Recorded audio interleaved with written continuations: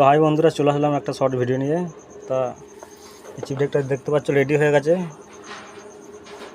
এই ভিডিওটা আগেও ছেড়েছিলাম। তো দেখো 4Dর জন্য করা আছে অ্যাকচুয়ালি। তো চলো বাজিয়ে শোনাচ্ছি কীরকম কোয়ালিটি হচ্ছে না হচ্ছে, অবশ্যই কমেন্ট করে জানাবে। আর ভিডিওটা ভালো লাগলে লাইক শেয়ার করবেন, অবশ্যই করবে। তো চলো বাজিয়ে শোনাচ্ছি কেমন কী কোয়ালিটি হচ্ছে।